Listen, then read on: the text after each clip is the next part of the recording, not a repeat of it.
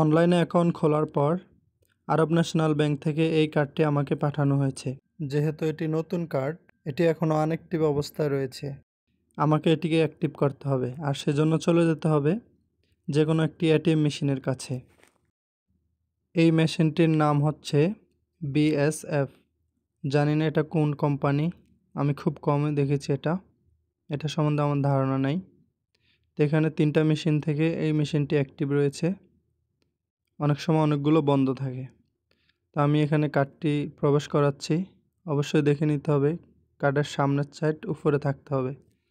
এভাবে দেওয়ার পর একটু অপেক্ষা করতে হবে। তারপরে এখানে ভাষা সিলেক্ট করার জন্য বলবে। অনেক এটিএম মেশিনে বাটন থাকে, তো এটি হচ্ছে টাচ সিস্টেম, তো আমি এখানে ইংলিশ দিয়ে দিচ্ছি। আপনি অ্যাকাউন্ট খোলার সময় একটি পিন নাম্বার দিয়েছিলেন, ওই পিন নাম্বারটি এখানে দিতে হবে। আমি দিয়ে নিচ্ছি ওই পিন নাম্বারটি। তারপর এখানে এন্টারে ক্লিক করার পর এখানে ব্যালেন্স ইনকোয়ারি এটাতে ক্লিক করে দিচ্ছি। আর এখানে আমার ব্যালেন্স দেখাচ্ছে 00। অলরেডি আমার মোবাইলে একটি এসএমএস চলে আসছে।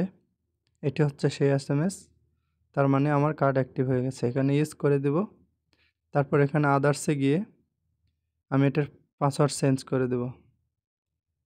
তো প্রথমে দিয়ে নিতে হবে আমার ইচ্ছামতো একটি পাসওয়ার্ড, যেটা আমার ভালো লাগে। আমি একটা পাসওয়ার্ড দিচ্ছি।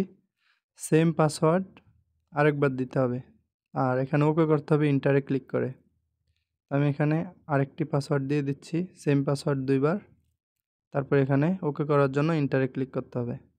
কিছু কিছু এটিএম বুথে ওকে বাটন থাকবে, তো এটাতে যেহেতু নাই, তো আমি দিয়ে দিচ্ছি এখানে ইন্টারে।